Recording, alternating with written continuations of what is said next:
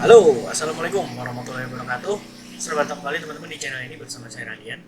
Di video kali ini, di awal tahun ini, kita akan ngobrolin um, mindset atau bisa dibilang insight gitu ya, yang saya dapatkan selama di tahun 2022 gitu. Jadi mungkin ini bisa juga jadi pelajaran buat teman-teman yang kira-kira persiapan apa gitu yang harus dilakukan di tahun 2023 ini.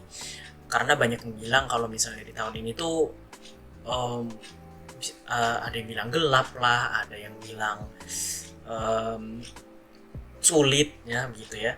Jadi ada banyak spekulasi yang beredar bahwa di 2023 ini uh, bakalan jauh lebih susah, katanya seperti itu. Tapi itu kan namanya prediksi ya teman-teman ya. Jadi kita tidak bisa sepenuhnya 100% percaya dengan hal seperti itu. Tapi jaga-jaga kalau misalnya kejadian kita udah siap. Jadi jangan sampai kita tuh lengah gitu. Dan juga kita tuh jadi meremehkan gitu. Kayak semacam penyakit yang dulu 2 tahun yang lalu itu gitu ya, virus yang itu kan itu di sini pejabat publiknya kan bilang itu nggak apa-apa, itu nggak akan masuk ke sini gitu. Tapi ternyata masuk gitu. Ini statement yang justru membuat masyarakat kita lengah justru. Saya nggak suka yang seperti itu ya. Jadi meskipun gitu ya prediksi orang tuh bahwa 2023 itu sulit dan saya merasa itu tidak benar gitu ya. Saya bukan berarti saya justru meremehkan prediksi orang tersebut gitu. Saya justru jadi aware, oh jangan-jangan saya yang salah gitu. Makanya dari sekarang kita kudu siap-siap dulu nih, biar nanti di 2023 tuh kita bisa menghadapinya jauh lebih mudah. Jadi apa sih yang kita dapat gitu ya, terutama apa yang saya dapat gitu di 2023. Yang pertama kalau menurut saya adalah setiap keputusan yang kita ambil itu akan selalu ada resikonya teman-teman. Jadi apapun gitu ya pilihan yang kita pilih saat ini, hari ini atau kemarin gitu ya, itu berarti kita sudah tahu resikonya seperti apa gitu. Udah dipikirin matang-matang lah. Atau minimal kita nggak mikirin resikonya tapi siap gitu. Sama apapun resiko yang kita hadapi nanti kita siap gitu. Minimal itu dulu deh. Jadi ketika nanti misalnya teman-teman dihadapkan dengan sebuah pilihan gitu ya, atau ada banyak pilihan gitu, teman-teman tuh nggak perlu khawatir untuk memilih pilihan yang mana gitu, karena semua pilihan pasti ada resikonya. Itu dulu yang perlu teman-teman ketahui gitu. Ketika kita memilih sesuatu berarti kita sudah mengambil satu paket di dalamnya, entah itu keuntungannya dan juga resikonya ada di dalam situ gitu. Semua pilihan seperti itu. Jadi mau pilih yang manapun selalu akan ada resikonya. Tinggal kita nih yang mempersiapkan mentalnya. Kira-kira siap nggak sama resiko yang akan kita ambil, yang akan kita hadapi nanti gitu. Yang paling penting itu menurut saya adalah komitmen untuk menghadapi ya. Jadi bukan berarti kita menghindari, tapi justru kita harus berani menghadapi resiko yang akan datang gitu. Karena semua resiko itu akan selesai gitu ya ketika kita menghadapinya dan menyelesaikannya. Bukan kita lari gitu, bukan dengan cara lari atau menghindar gitu ya. Resiko itu menurut saya nggak bisa dihindari. Jadi kita harus hadapi dengan persiapan yang sudah kita miliki gitu ya, dan juga dengan situasi di masa depan gitu ya. Nah itulah yang akan kita hadapi sampai risiko itu bisa kita selesaikan sendiri gitu teman-teman. Jadi jangan sampai karena teman-teman merasa ada banyak risiko yang dipilih dari pilihan tersebut, teman-teman justru nggak ambil pilihan itu. Jangan ya. Justru ketika apapun resiko yang akan kita hadapi, ya tetap pilih aja gitu, jalani aja gitu. Seberat apapun resiko yang mungkin akan kita tanggung nantinya gitu, jalanin aja gitu. Salah satu kutipan yang paling menarik yang pernah saya dengar itu, siapa yang bilang ya, Mbak Najwa kalau nggak salah. Mbak Najwa Shihab tuh bilang, ketika kamu dihadapkan dengan dua pilihan gitu ya, pilih yang paling banyak hal yang tidak kamu sukai di sana. Kenapa? Karena dari hal yang tidak kamu sukai itu, kamu bisa belajar banyak hal nantinya di sana. Kamu punya skill yang baru, punya mental yang baru, punya mindset yang baru. Gitu kan. Ih, keren banget. Saya kepikiran, iya juga ya. Kalau kita selama ini pilih hal-hal yang justru menurut kita mudah, kita nggak akan berkembang gitu. Tapi ketika kita mulai memilih sesuatu yang lebih menantang, yang lebih punya resiko tinggi gitu ya, kita justru punya punya skill baru, punya experience baru di situ gitu. Dengan begitu kita punya modal yang lebih banyak lagi daripada sebelumnya gitu. Saya setuju tuh dengan hal yang itu, saya setuju. Makanya sekarang di 2023 saya akan coba tantangan yang lebih baru gitu ya. Saya akan menantang diri saya untuk push sampai ke limit yang saya bisa untuk bisa dapetin experience baru, skill baru, dan juga mengasah mental juga sekalian gitu ya. Oke, itu yang pertama. Selanjutnya kalau menurut saya adalah semua yang kita usahakan itu pasti akan ada hasilnya. Jadi apapun yang kita usahakan pasti akan ada hasilnya. Asal kita yakin dan berusaha, teman-teman. Jadi jangan sampai kita tuh cuman istilahnya pengen doang tapi nggak ada usahanya. Itu nggak bisa. Mau doang tapi nggak ada usahanya, itu nggak bisa. Nggak ada actionnya di sana. Jadi kita mau dan ada aksinya di situ. Nah itu yang akan membuahkan hasil gitu ya. Ambil contoh nih ketika saya di 2022 gitu ya, pengen dapetin penghasilan tambahan. Saya udah kerja di 2022 dan di 2023 ini kontraknya udah habis gitu. Ketika saya kerja, saya kepikiran kalau cuma kerja ini doang kayaknya nggak akan cukup. Saya pengen punya penghasilan tambahan lagi gitu. Gimana ya caranya? Ini ceritanya agak panjang. Jadi karena sering online gitu ya di media sosial, di Facebook. Waktu itu saya masih aktif di Facebook, ketemu orang yang jualan Canva Pro waktu itu. Nah, dia ini jualan gak cuma akun Canva Pro-nya aja, tapi juga sekalian akses jadi resellernya dia waktu itu. Nah, karena waktu itu belum kepikiran untuk jualan itu, saya pengennya cuma dapetin fitur Canva Pro-nya aja, karena saya pakai gitu, saya bikin konten gitu. Belilah saya di sana sama dia. Udah tuh lewat tuh beberapa bulan, saya lihat-lihat Canva Pro-nya aktif gitu ya. Dan setelah itu, karena saya juga cukup aktif di Twitter, entah kenapa gitu ya, sekelebatan lewat info orang cari akun Canva Pro waktu itu. Wah, saya bilang itu tuh belum kepikiran tuh, cuman sering lewat gitu. Bukan cuman Canva Pro ya, kalau di Twitter tuh ada yang cari Netflix, ada yang cari Zoom, ada yang cari View, banyak lah.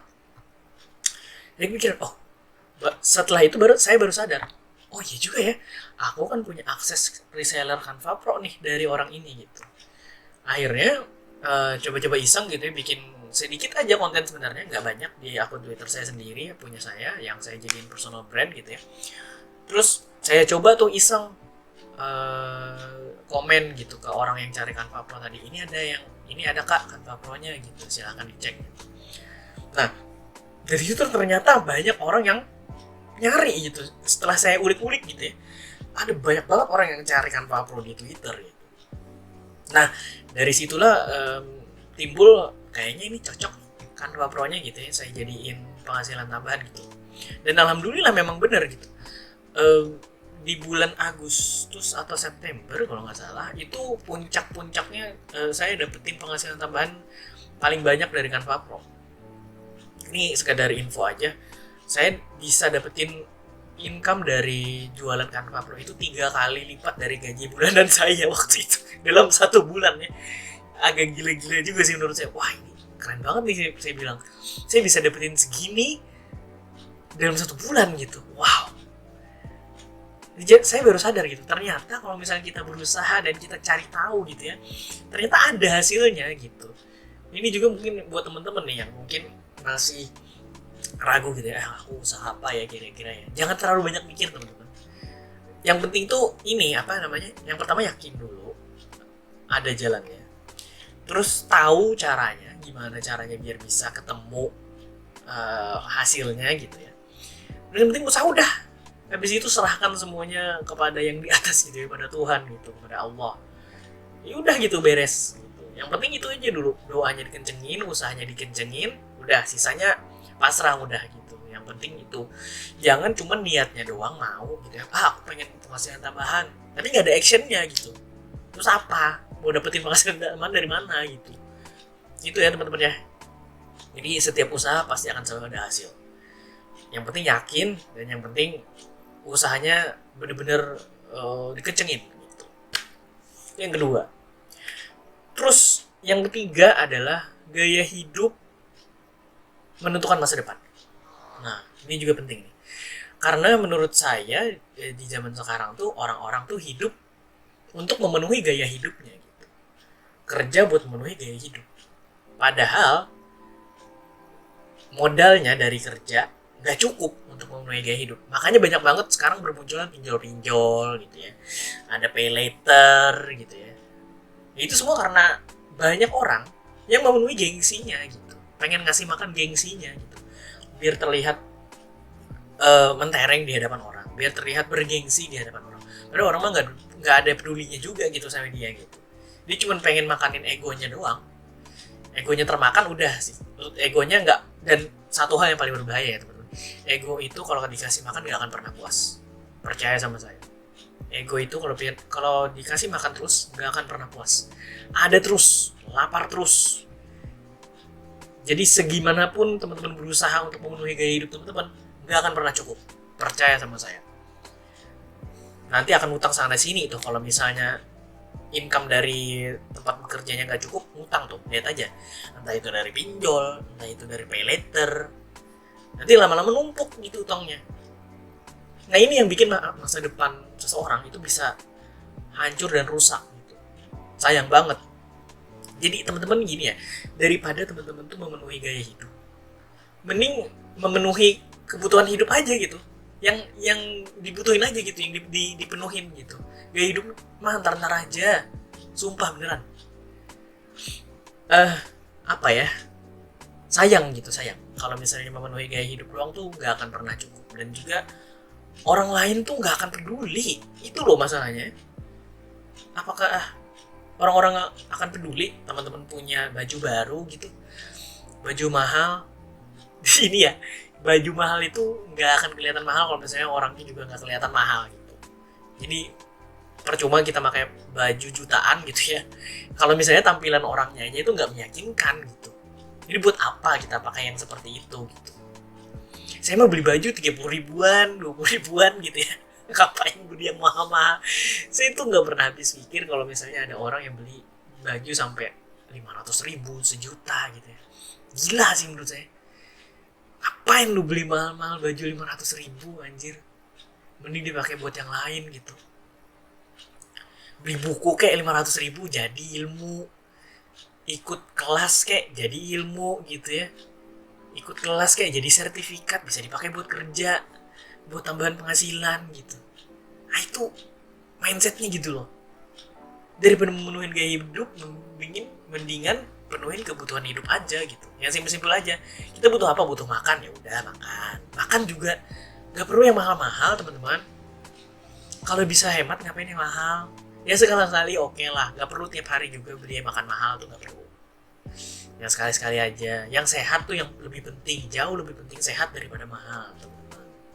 Jadi usahakan tuh cari yang sederhana, hiduplah dengan cara sederhana, dengan gaya yang sederhana gitu ya. Nggak apa-apa baju yang dipakai itu aja, tapi rekeningnya penuh. Mending kayak gitu kan, daripada rekening kita nol tapi gak baju bagus, tas baru, sepatu baru, handphone baru gitu. Buat apa kalau rekeningnya nol? Ujung-ujungnya minta traktir temen juga kan. Apa nggak malu kayak begitu? HP baru gitu ya, beli 20 juta, 30 juta, tapi ketika ditraktir, ketika nongkrong sama temen minta traktir, main. Malu gitu teman-teman, malu sumpah. Saya ngebayangin aja malu gitu, gimana yang ngelakuinnya. Tapi nggak tahu ya, kalau mungkin ngelakuinnya mungkin kayaknya nggak malu gitu, nggak ada malunya lagi kayaknya, urat malunya udah putus. Itu ada 3 tadi ya. Yang pertama, penuhin gaya hidup, penuhin kebutuhan hidup. Setiap usaha pasti ada hasil, setiap keputusan pasti ada risikonya, setiap pilihan pasti ada risikonya. Mungkin itu kali ya, persiapan untuk 2023. Itu insight dari saya, berbagi apa yang saya alami di 2022 tadi. Saya coba bagikan ke teman-teman, semoga bisa membantu teman-teman menghadapi 2023 dengan lebih mudah, amin. Dan juga bisa menginspirasi insya Allah buat teman-teman yang mungkin lagi dalam masa sulit gitu ya, atau mungkin lagi mengalami masalah hidup gitu ya. Semoga dengan menonton video ini bisa sedikit memotivasi teman-teman gitu ya. Terima kasih banyak teman-teman sudah menonton video ini sampai habis. Sampai ketemu di video berikutnya. Salah hilapnya mohon maaf. Assalamualaikum warahmatullahi wabarakatuh. Salam cuan.